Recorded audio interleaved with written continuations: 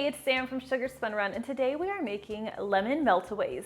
These are a fun and very, very quick and easy to make cookie. They are so flavorful, and while they can absolutely be made any time of year, I especially love making them around the holidays, especially for putting on my Christmas cookie trays. Now, like I said, they're super quick, so let's get started by preheating our oven to 350 degrees Fahrenheit. Of course, we are going to need to impart some lemon flavor into these cookies, and we are doing that without any extracts or any artificial flavors. We're using real lemons. Let's go ahead and zest ourselves 2 tablespoons of lemon zest, and this is going to be one of the main flavorings for today's cookie.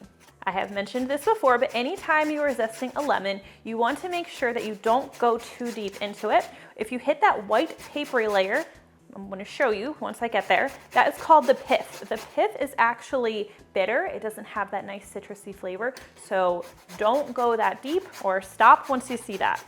Now, no lemon juice goes into the actual cookie, but we are going to need it for the glaze that goes on after they bake, so don't get rid of these lemons after you've zested them. Hang on to them. All right, so we have our lemon zest. Just going to put this in a dish over here so I have it when I need it. And I think I'm also going to go ahead and squeeze my lemon now, just so we don't have to come back to this later. This is a pretty large lemon. Usually it takes me a bit more than one to get the zest I need. Now you only need about 2 tablespoons of lemon juice here, but I'm going to go ahead and squeeze everything from these lemons just so I can make sure I have enough. All right, now let's make our cookie dough. Grab yourself a large mixing bowl. And to this, we are going to add 1 cup of unsalted butter. This should be softened. It doesn't have to be quite room temperature, but it should be approaching that. Now, this recipe has very, very few ingredients, so the quality of each of them is important. You can use just regular classic standard butter for this recipe, but if you happen to have European butter available to you, this is a great time to splurge on that. It just makes the cookies taste even better. We'll also add 3/4 cup of granulated sugar, and we will add our lemon zest as well. All of that in there. You could absolutely make today's recipe in a stand mixer, but today I am going to be using my electric hand mixer instead. We'll cream these ingredients together until they are very well combined and they're light and fluffy. This will take a couple minutes on high speed, like 2 minutes. Always start on low speed though, that way you don't fling your ingredients all across your kitchen. Definitely been there before. And this mixer is so powerful that even low speed is almost like high speed. Adding the lemon zest in with the butter and the sugar really helps to pull out a lot of those oils from the zest and really infuses a bright lemon flavor into the batter. So with this recipe, we are using very few ingredients. You may notice we are not using vanilla extract. That's because if we did, it would totally bully the lemon flavor and it would make it more of a vanilla cookie. If you're going for a vanilla shortbread, that's fine, but we want lemon meltaways. Don't add vanilla extract. Okay. So this is creamy and lightened, it's looking good. I'm going to do a quick scrape of the sides and bottom of the bowl. But yeah, this is looking great. So we'll go ahead and set this aside, and in a separate mixing bowl, you are going to want to measure out 2 cups or 250 grams of all-purpose flour. Now along with this, we'll add 2 tablespoons of cornstarch, which is a key ingredient for really giving these meltaways that melt-away texture. Makes them super soft and melt in your mouth. We'll also add a 1/2 teaspoon of table salt. We'll whisk these ingredients together until they are nicely combined. Then we'll just go ahead and gradually add this to our butter, sugar, lemon mixture. Now the cookie dough is going to be a little bit on the drier side when it's all combined, so it's a good idea to just add the flour in like 3 or 4 different parts. That way you don't overwhelm the dough and make it difficult for the butter to absorb that flour.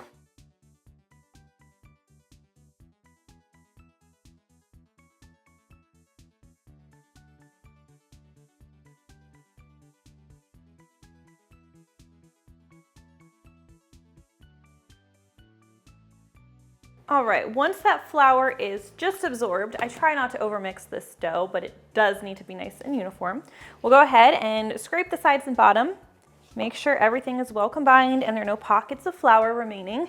All right, and another thing I love about this recipe is it's super quick. There's no chilling required. So now that our dough is looking great, I am going to grab a baking sheet. And I've lined mine with parchment paper, as I always do. I'm going to use a 1 tablespoon sized cookie scoop. We'll scoop level tablespoons of dough. These are nice, almost bite-sized cookies. And one thing I like to do is just gently roll the cookie dough into a ball. It's going to ultimately make for more uniform cookies after they're done baking, but if you just want to drop them, that would work fine as well. They would just be a little bit more uneven looking.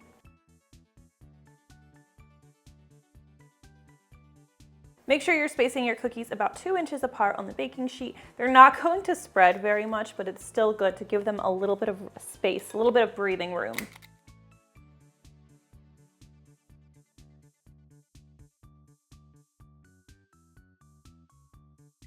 All right, these are going to bake in the center rack of your 350-degree Fahrenheit oven for about 8 to 10 minutes. Now, one of the fastest ways to ruin these cookies is to overbake them, even by a minute. What will happen is they will be too dry and crumbly, they'll lose their flavor, and they're going to lose that whole melt in your mouth factor. So keep an eye on them. You don't want to see any golden brown happening around the edges. That's a good sign that they are baked a bit too much. So just keep an eye on them. All right.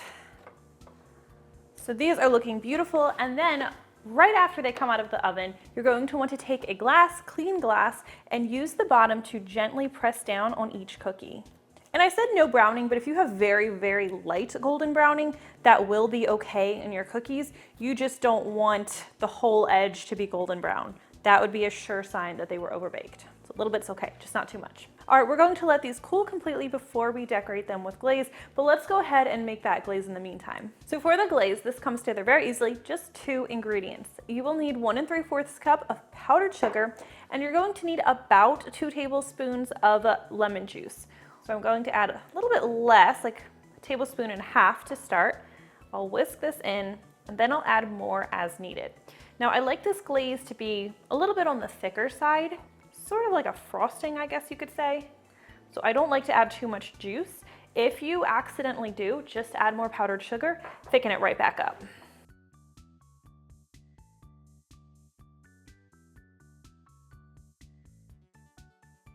All right, this is the consistency I like to see. It's pretty thick. As it drizzles from the whisk, it's holding its shape for at least a couple of seconds before it dissolves back into the bowl. Beautiful.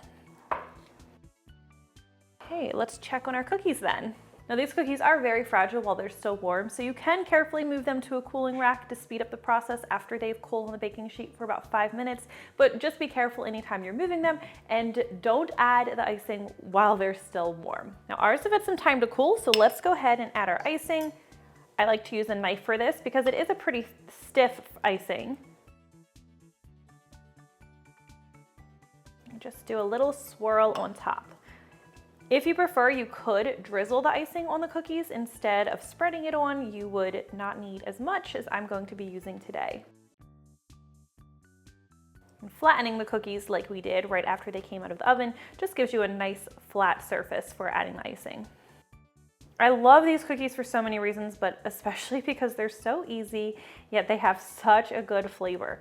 If there are any Christmas cookie recipes or any other recipe you would like to see, please let me know. I'm always open to suggestions. If you make your glaze as stiff as I did here, the glaze will harden completely. And what I mean by that is it will become firm enough that you can stack the cookies. It will, however, take several hours for the cookies to dry completely. Sometimes I leave them sitting out overnight just to give the glaze a chance to fully harden.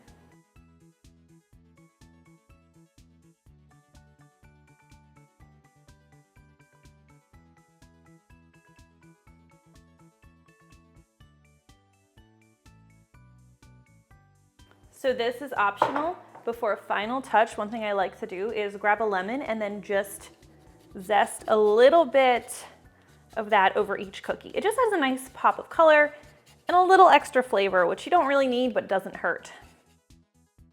All right, and that is how easy it is to make these super cute, super tasty lemon meltaways. If you tried this recipe, please let me know what you think. I always love hearing from you. Thank you so much for watching, and I will see you next time.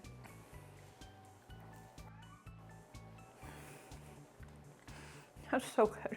And it's got just the right amount of tartness to make your mouth pucker. It's so good. Mmm.